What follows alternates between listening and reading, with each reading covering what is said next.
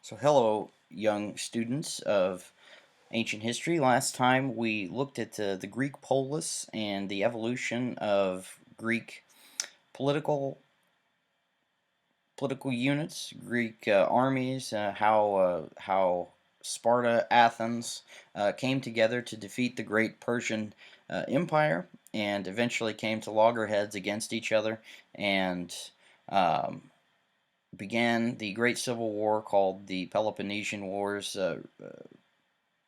brought down into history by the great historian Thucydides. And we left off with the kind of the end of the great classical period and the rise of Philip of Macedon. And this time we're going to look at philosophy, and we will get back to Philip of Macedon because I wanted to really look at today what made Greece immortal in many ways, and that is its philosophy, its pursuit of wisdom, which is what philosophia means, and how this thinking comes down to us as throughout the entire world. This is enormously influential, but this is what really makes Greece immortal in the minds of everyone that comes after it. And the earliest philosophers, who I alluded to a couple lectures ago, are the Ionian Rationalists, and these are pre-Socratic philosophers, meaning anyone who comes after or comes before Socrates. And these fellows lived on an island out in the Aegean Sea near present-day Turkey, and they rejected the poet Hesiod and theogony and mythology and all things that we said. They're interesting stories, they said, but they don't explain the origins of the cosmos, that this is just man making up stories.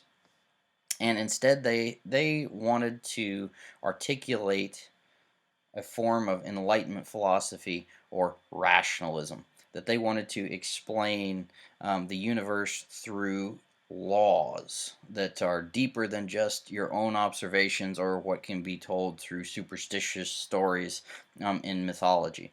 And they in many ways or can be thought of as kind of a pre-enlightenment philosopher, in the European sense of the Enlightenment, and that they articulate this logos, this rationality within their thought, that all things can be explained through the human mind and through human reason. And they propose things like that all matter is composed of these tiny particles that make up all things, hence the atom, or the base particle. Now, they only came up with this thought, but they could not prove it because they did not have microscopes and things like that as we do, to make to make their theories be proved into laws. And they also believed that all nature was ordered into, or that it was an orderly process. It wasn't just random chaos directed by the gods, but all things could be explained through natural laws. And in doing this, they rejected all anthropomorphic gods, meaning that gods that had human characteristics, like Zeus or Ares. Now, they still accepted that there was a kind of a divine spark within the universe, or a divine hand that had produced the universe or helped in the creation of the universe, but they rejected anything that came after that, that all the rest of natural processes, laws, human relations are explained then through reason, rationality, and natural explanations, not divine guidance. So they transformed this epistemological thinking, or the science of epistemology, and that's a fancy word for saying how we know what we know, and that ultimately reality might lie beyond empiricism, or simply what we can just observe. So you think of, when you look at someone who is far away, that in your line of sight, they are only about an inch tall. If you take your fingers out and measure them, what you see. But in reality, this person might be 6 feet tall. So your senses can deceive you. The Ionian rationalists would argue that there are laws that can explain things beyond this, like gravity, the laws of gravity. That now they couldn't prove these things yet because they didn't have the ability to measure them, but simply that these kinds of laws, these hard concrete laws of science, were what ordered the universe, and it was not just simply what we could observe or the gods. And there's a famous pre-Socratic philosopher called Diogenes, and he famously rejected all luxury and all social advancement in society itself, and he lived in a barrel and lived extremely simply, and he was a cynic, and he said that cynicism is a philosophy that says that there is no action that is not self-motivated. Everything you do is to aggrandize yourself or to help yourself. It was his argument. So he would go around Athens and he would pick fights with people, and he would argue that they needed to live far more simply, and that everything that was going on in Athens was simply was all made up, and it was just simply to aggrandize and enrich those who were doing this, and it was not for the good of society or anything like that, and that they needed to get rid of all this vice and luxury and this society that Athens lived in.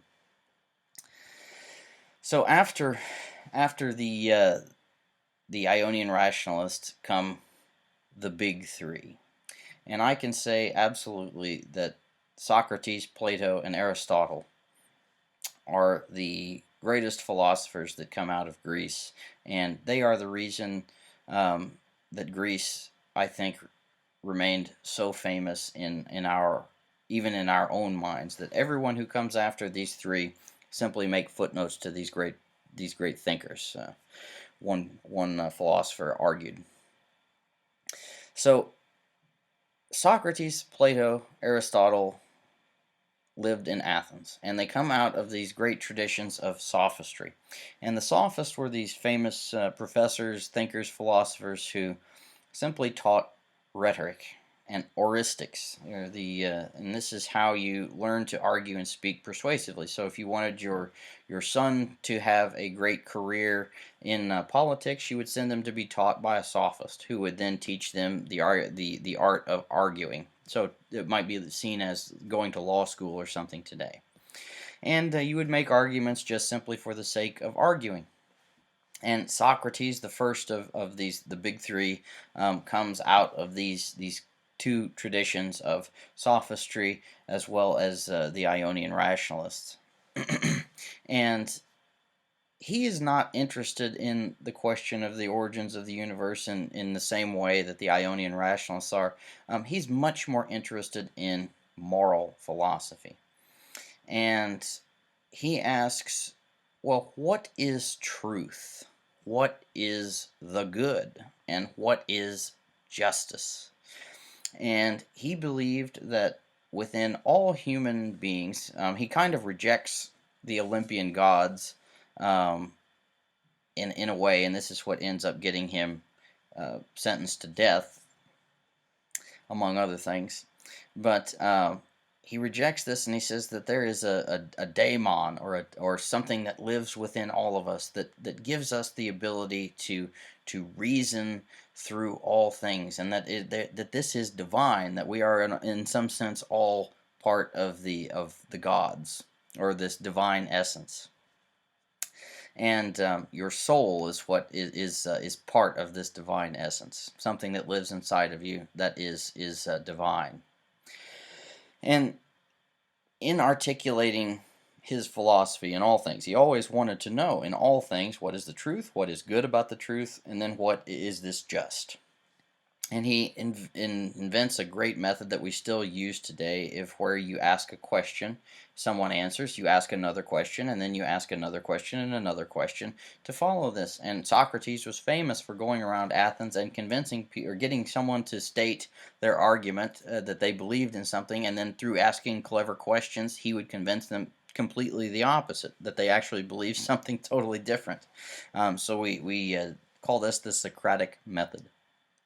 And his goal was never to humiliate people, like a Diogenes, but rather his goal was to get people to really understand what they believed and why they believed it.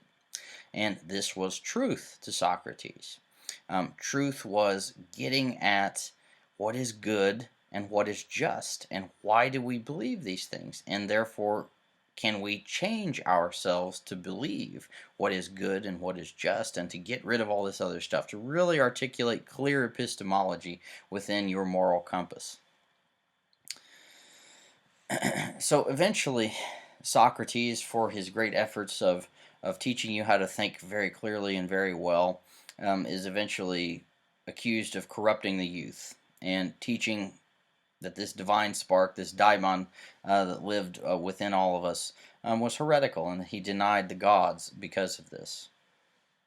And that really, this is a notion of a conscience that lives within someone.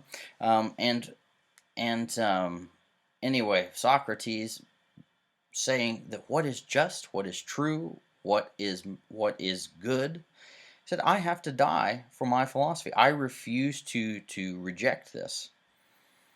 And because of this, he is put on trial before the Council of 500, and he is eventually sentenced to death. And he is immortalized through his student Plato. And Plato, I'm going to move away to some degree from moral philosophy, but Plato commemorates Socrates within his many, many written works. Socrates was probably the greatest thinker, and Plato was the greatest philosopher. He was the professor. He founds the University of Athens, and he teaches his students this Socratic method. And one of his most famous works is The Republic, where he articulates what is the best form of government, that he uses this Socratic method to work through what is the best forms of government. And ultimately he comes up with 5 forms. In Plato's mind is aristocracy, meaning that the people who have a vested interest in the state, the deepest interest in the state, who are the most well educated and who have the most to lose within a society, are the ones who should be ruling the state. Plato deeply, deeply distrusted the common people and the mob, and rather he thought that the only way to have a good state is that those who have a deep interest within the state, a deep vested personal interest in the state, should be doing the ruling.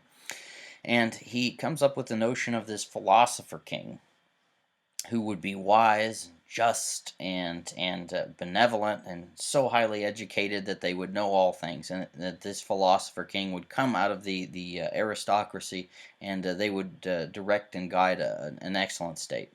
And why does Plato believe this? Well, because he saw demagogues, who are these philosophers that would, or these statesmen who would appeal to the mob, and they did this to help their own careers and not the state of Athens.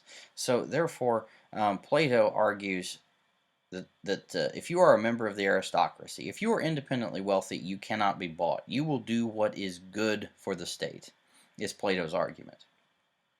And then after that, you have a democracy, which is simply a property-owning people voting. And then he saw oligarchy as being better. That even if they are unelected, that a group of people who get together and rule without a philosopher king is still better than having a mob. And then he says democracy is an okay form of government, but he very much distrusts democracy because he believes truly that people need to have a vested propertied interest in the state in order to participate within the state, and that they need to have a certain level of education in order to be able to produce or to participate within the state. And then finally, tyranny is still an acceptable form of government, that someone who is wise and benevolent, who is a tyrant, who is unelected, is better than anarchy. And within Platonic philosophy, and this is really can be commemorated within the famous painting at the Renaissance painting, the School of Athens, and in there you see Plato and Aristotle who are arguing. Aristotle is the student of Plato, and Plato is pointing up to the heavens, and Aristotle has his hands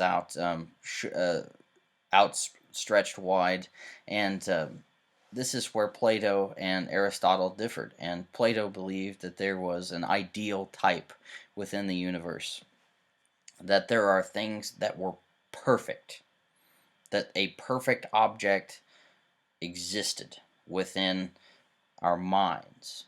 And Aristotle rejects this. He says that there are components of things that make them become an object, but there is no one perfect object, and that the notions of the perfect do not exist.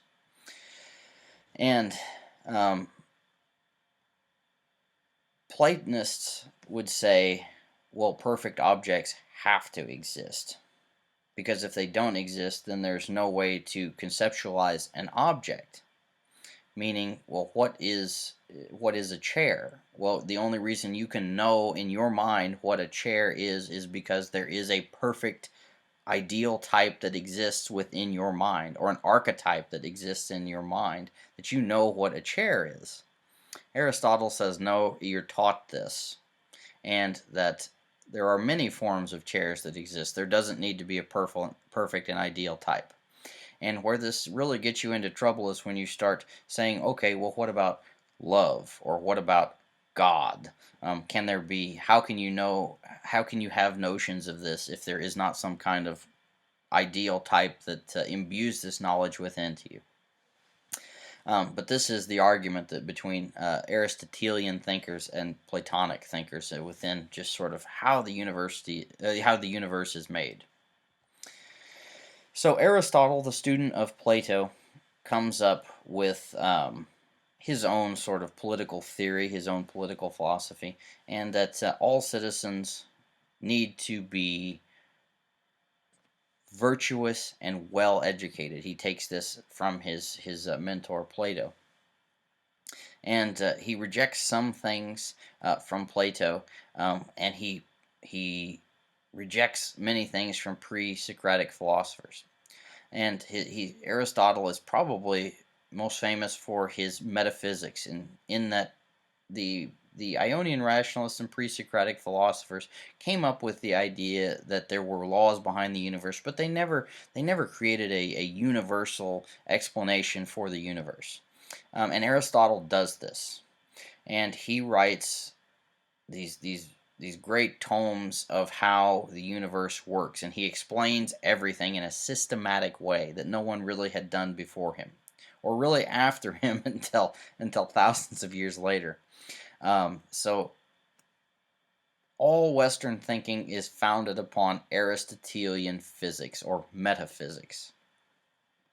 And Aristotle believed that the entire world was made up of 4 elements. Now, he would have said that atoms probably existed, but he could never prove this. But he could see that the entire world was made up of earth, water, fire, and air. And these were the natural elements. And within this, there might be a smaller particle, but it was unprovable. So, all matter is made up of these 4 elements, because he could observe this. He was a deeply empirical thinker. That he would look at something, and then he would observe the universe, and then he would theorize based upon his observations. So as he looked into the heavens, he theorized that he looked up into the skies, and he theorized that Earth was the center of the world, because all things seemed to rotate around his position, and rather that his position was fixed and everything else moved. Therefore, the entire world, the universe, was made up of these concentric crystalline spheres where things moved in steady laws, or in steady motion. And Aristotle has sublunar physics and supralunar physics, where to explain why stars seem to suddenly stop and move backwards because Earth is spinning. Anyway, it's all a bit technical, but he has two forms of physics. That there's not one universal system of physics like what existed with Isaac Newton, and when he comes up with this conception. And that's really the guy who proves Aristotle wrong, is somebody who comes 2,000 years later. Before that, Aristotle was still considered, or was still accepted as forming Western physics. And he has two forms of physics. One that physics under the moon, as I say, sublunar physics, those physics that govern things here, and then physics that govern laws of motion above the moon. Supralunar physics, which is why you can take a baseball and you can throw it and it seems to stop.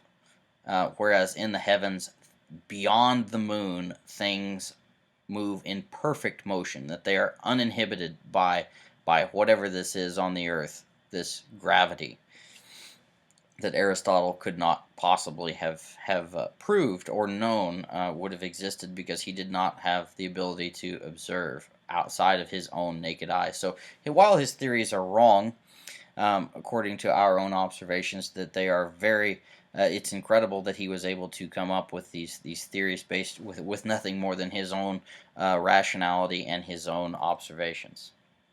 So these were the great thinkers of ancient Greece, and they bequeathed an enormous legacy to Western thinkers after that, or after their own time.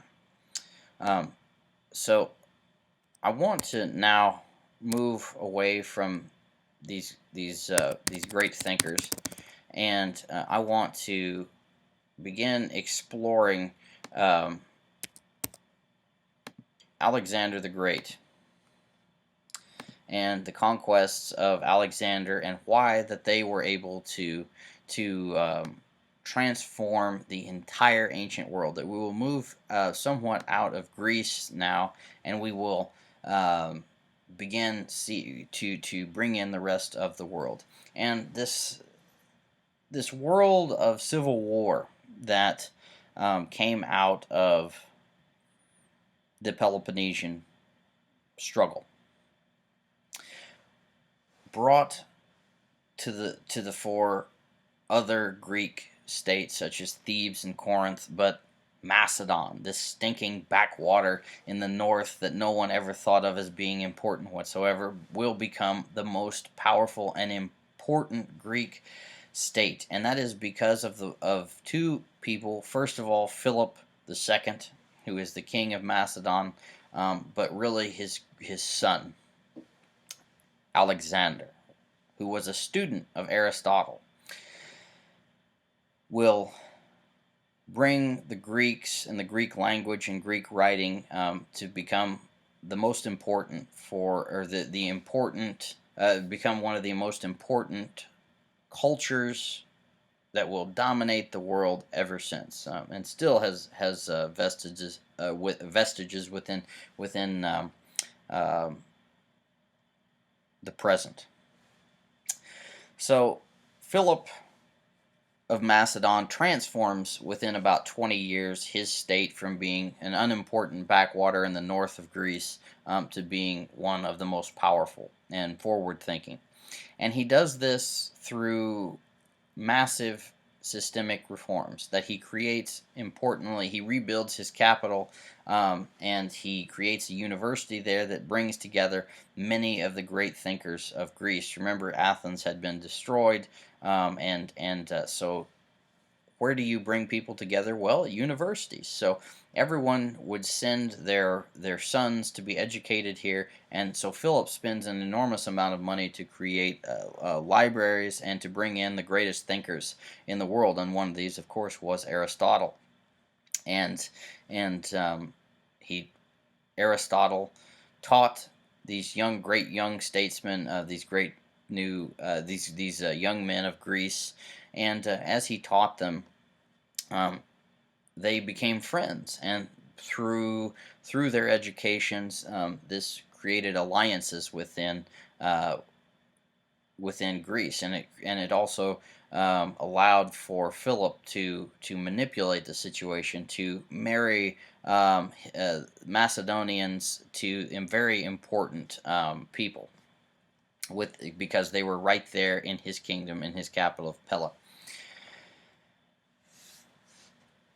And as I was saying, he does this through his academy, but he also reforms externally his kingdom. And he does this through seizing the former Athenian mines at Amphipolis, which gave him the wealth in order to be able to build up his kingdom. And he also reformed his army. And this is what is really key here. Philip, not Alexander, develops this new form of fighting called the Macedonian phalanx, which uses a 16-foot long or 20-foot long sarissa, which is called the sarissa spear. Formerly, the Greeks would have this phalanx formation, and they would fight in it, and it was devastating. But they would only have a short spear that is 5 or 6 feet long. The Macedonians employ this new spear because only the first one or really two ranks could bring their weaponry to bear on the battlefield. But when you have the sarissa, then it allows for 8 ranks deep within the phalanx to bring their weaponry to bear upon the enemy at the front of the line. And Philip professionalized his army. Only Sparta had a professional army in Greece. Everyone else is basically made up of militia. That all male citizens were required to come and fight. And so Philip professionalized his force, that he had a professional standing army, and this allowed him to be very dominant on the battlefield. And he also went beyond just the phalanx, and he created new auxiliary units that had, missiles, the use where they would throw spears, that they would throw massive stones. They would have cavalry, and this allowed his armies just simply to be devastating on the field. So therefore, by 338, Philip is able to conquer all of Greece, really, except Sparta. So enters Alexander the Great, and Philip is famously murdered. He is probably murdered maybe by his own wife, or at the direction of Alexander the Great's mother. It's just simply unclear what really happens, but what is clear is Philip is murdered, and his very young son, who is not yet 20 years old, comes to the throne of Macedon, and this new Greek kingdom, that Philip had conquered everything, and Alexander inherits this great wealth, this great army, and this new system that his father had built for him at an extremely early age. And Alexander is a genius, absolute military genius. There is probably no one else in human history who is a greater military mind than Alexander. There are a few people that are comparable, but maybe a Julius Caesar, or some of the great Chinese generals, maybe, but really no one really compares other than Alexander to being for what he was able to do with the resources he was able to do, and that is conquer the entire Persian Empire. So again, this would probably be something like a force that comes out of Kazakhstan, as I said, with the Greeks, conquering all of the Western world today, and defeating the U.S. Army and taking over the United States. And this is basically what Alexander was able to do. And here you can see this, all his conquests, and he was able to, through his conquests, create a heavily Greek-influenced cultural sphere within the Orient and the ancient Near East. So the first great battle that Alexander takes his army, he wishes to defeat the Persians. He immediately wants to become this great conqueror, and he shows his quality for the first time truly at the battle of the river Grancus. And here he defeats the Persians. He immediately goes and picks a fight with the Persians, and he leads his army, his great cavalry force that was called the Companions, um, and he oftentimes personally leads charges, which is unusual for a great general to lead his troops. But he knew at the right moment he could inject himself into a battle, and through his great personal valor would inspire his troops, and they would fight all the harder because of it. And that it's one thing to see your general stand behind you and say, "Okay, march forward, boys." It's another for him to ride out in front of you and draw his sword and say, "Now follow me." So they would fight all the harder for it. So this is his first great victory is at the battle of the river Grancus, and it was Philip's idea. It was Philip's dream that he would conquer the Persians, that he would go beyond Greece, that he would unify Greece, and that he would then go east and he would conquer the world, which was in the Greek mind the entirety of the ancient Near East and slightly beyond. And Philip wanted to do this, but he had more realistic notions. And he thought that if one could simply conquer Anatolia, or present-day Turkey, they would protect the Greeks. That would protect the Greeks from Persian aggression. And Alexander goes beyond this, and his dream is really to conquer the entirety of the Persian Empire. And so, after defeating the Persians at the Battle of River Gracchus, he decides he's going to go farther, and he is going to carry his father's vision to all of Persia.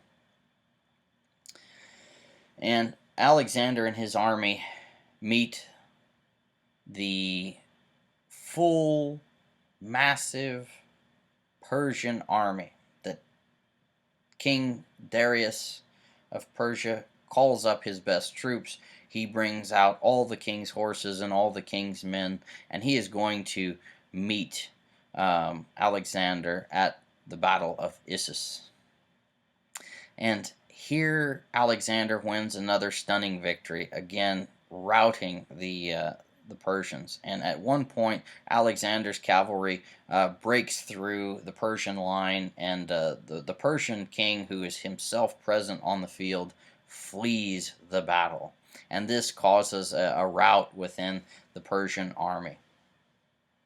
And Darius flees himself. He abandons his own family, who is with him at the battle, and Alexander and the Greeks capture his family. And Alexander does not treat them harshly. He actually treats them extremely well. And the Persian king sends Alexander a reward to send back his family, and as well as offering Alexander a deal. He says, "I'm going to allow you to keep Anatolia, and you can be the king of Anatolia, and you can be the king of Greece. I will create you as king." And Alexander rejects this. He rebuffs Darius's offer, and he sends back the money that Darius had sent for the reward for his family, and he sends back Darius's family along with the reward. And he says, "Do not speak to me as though we are equals, because you are not my superior, and I am not your inferior," Alexander says. And he goes on to say that, "I am coming for you, Darius. I send back your family, and I will get this treasure at my own accord, because there is nowhere in this world that you can run that I will not chase you." So these are bold words from Alexander, king of Macedon, to the Persian king. Um, and Alexander realizes that he cannot, this is part of his great strategic genius, that he cannot defeat the Persians until he has first defeated the Persian navy. But Alexander, the Greeks, the Macedonian does not have a navy. So therefore he realizes that he has to conquer the entirety of the coastline all the way from Egypt to Greece in order to prevent the Persian navy from resupplying the Persians, or bringing an auxiliary force in behind him if he's going to conquer all of Persia. So rather than build a fleet, he just conquers the rest of the ancient of the Levant and the ancient world all the way down to Egypt. And one of his greatest conquests was at the city of Tyre, which is an island, and this is in present-day Syria, or this would have been one of the Phoenician major cities of Phoenicia. And he builds this great mole, or this land, or this earthen platform all the way out to the island, which the island is a walled, impregnable city protected by the Phoenician as well as the Persian fleets, who are employed by the Persians. The Phoenician fleet is employed by the Persians as well as having their own navy there. And so Alexander is able to, through just an incredible work of engineering, build this mole out to the island city, and he is then able to defeat it. And it's just things like this that make Alexander the great military genius that he was. And so eventually he does conquer all the Mediterranean coastline, and he shows up at one of these cities, and there's this famous knot that's the size of a wagon called the Gordian knot. And it was told in a prophecy that whoever could untie this knot, and Alexander, whoever could untie this knot would become the king of Persia. And Alexander, being the very pragmatic man that he was, shows up here on purpose. It's not as if he just bumbles into this, but he knows this. He knows this legend, and he turns up, and he sees this massive knot that's the size of a wagon, and he looks at it, and he kind of puts his hands on it for a minute, and he realizes no one could ever untie this knot. So he pulls out his sword, and he begins hacking away at the ropes that create this great knot. And he gets all the way to the inside of it after hacking away at it, and he pulls it open. And so therefore, through his great his martial prowess, through his clever ingenuity, unties the Gordian knot in the fashion. And Alexander, along with conquering all of the Mediterranean coastline in the ancient Near East, founds many cities, and quite humbly, I'm joking of course, names all of these cities Alexandria after himself. And there are hundreds of Alexandrias through the ancient world because Alexander founds many cities. And probably the most famous and lasting of these is still, to this current day, the Egyptian city of Alexandria, which is the second biggest in Egypt, second only to the current day city of Cairo. And there, one of the famous wonders of the world is created, that the harbor at Alexandria comes the great lighthouse of the Pharos, and one of the ancient wonders of the world, and built in this city founded by Alexander. And while in Egypt, you can see here the route after the Battle of Issus, that Alexander followed all along down the coast here, eventually conquering the great city of Tyre. And he moves into Egypt, he conquers Egypt, he sets up the city of Alexandria, and eventually he's going to make his way to the Oracle of Siwa, which, like the Oracle at Delphi, was an extremely famous seer, or a teller of the future in the ancient world. and this is in this sort of desert oasis of Siwa. And Alexander goes through the desert, and he asks the oracle two questions. He asks, has my father been avenged? Have I killed all the murderers of my father Philip? And secondly, am I the son of Zeus? Was Philip not really my father, though he was my earthly father and mentor, but am I divine? Am I the son of Zeus? And the oracle responds, yes, you have avenged your father, and yes, you are the son of Zeus. So here Alexander is deified by the oracle of Siwa.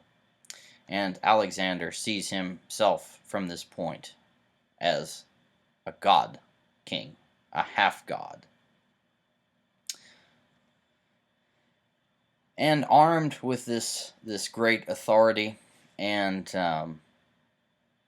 puffed up with pride, as if Alexander needed any more, he moves his armies east, and he comes to meet the great Persian forces at a legendary site called Gaugamela. And Darius shows up with his great force. He has spent years and years putting together a great army in the field, and he is going to move against Alexander, and he is for the last time going to meet him on the field, and he is going to defeat him. So Darius thinks. And he shows up. This is all his power, everything that he has put together, worked at for years. He himself has chosen with his generals and strategists this spot at Gaugamela, which is to his advantage, and he is going to defeat Alexander. And Alexander, his army is almost beaten here, but it is only by his own great personal heroism in the field, where at just the right moment, he rides out in front of his army, and he famously wears this great red plume in his own helmet, so they would know it was Alexander himself. And when his army is beginning to kind of falter, that he rides out and himself takes personal lead in the fighting, and he breaks through the Persian line with his cavalry. And he gets to Darius. He sees the Persian king up on the hill, and he says, if I can just get to Darius, he will flee, and his army will flee with him. So he does. He takes a sort of this last-ditch effort, and he crashes through the line, the Persian line, and he breaks through. And he begins galloping towards Darius, and Darius, sure enough, in full character, turns his golden chariot around and flees the field. And so the great Persian army is defeated. And this was the last thing that kept Alexander from moving into the Persian heartland of Mesopotamia, as well as conquering their capital at Persepolis. And so Alexander does. And famously, Darius is killed by his own some of his own troops as they fled the battle, and Alexander catches up to them, and he actually himself talks to Darius, and he kind of brings comfort to him, and he promises to take care of his family, and not to treat them badly at all. And he actually weeps over the body of Darius, and buries him with full funeral rites of a king. And he sends his cavalry to catch up with his assassins, and they bring them before the entire assembled Greek army and the Persians, and Alexander has two trees pulled down to where they are like in a slingshot form, and he ties these assassins to each of these trees, and he has the trees cut loose, and their bodies are just ripped to shreds by the force of the trees. So this is how Alexander treats people who assassinate kings, to which he himself at this point becomes the king of Persia. And he lives for a great time in the city of Baghdad, and he very much begins behaving like a Persian, and he adopts some of the Persian. He loved the luxury and the vice of the debauchery of these the Persian courts and these great cities of the East that he had never before seen in the Spartan land of Macedonia. And through Alexander's conquests, he is able to Hellenize or transform into a Greek culture many of these cities of the ancient Near East. And after he is able to do this through settling his own people and interjecting his own language upon them, he marches his army on into Media, which is beyond the river Tigris, and eventually they're able to conquer much of the ancient world until his army rebels against him. They stop marching. They refuse to fight anymore basically at the Indus River. But Alexander never lost a battle, and his army kind of mutinies against him after 10 years of being in the field. And Alexander famously marches them back straight through a desert where many of them die. But this is the conquest of Alexander here, this massive conquest in 10 years that he was able to go from being sort of the king of this backwater in Persia or in Macedon to the king of all of the ancient Near East and beyond, all the way to the Indus River in India. And through these conquests, he was able to Hellenize much of the ancient world. That Greek becomes the lingua franca of the ancient world and not Persian. And he names many cities after himself, and he brings much glory to the Greeks through this. But immediately after his death in 323,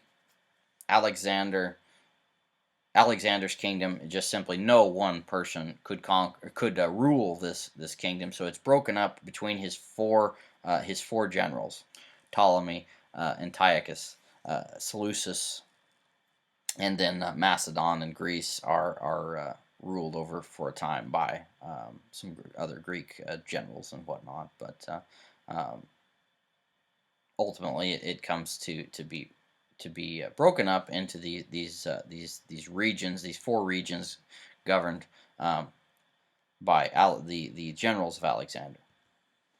So here concludes our study of the Greek, the great Greek city-states that came to dominate the world through Alexander. And we will now turn our eyes to one of those Greek colonies in Etruria and Italy, and that tiny city that tiny town on the Tiber River that will come to influence much of the world, Rome. So thank you for listening, and I hope you have come to have an appreciation for Greek philosophy as well as the conquests of Alexander and how they came to influence much of the ancient world. Until next time, stay healthy, wealthy, and wise.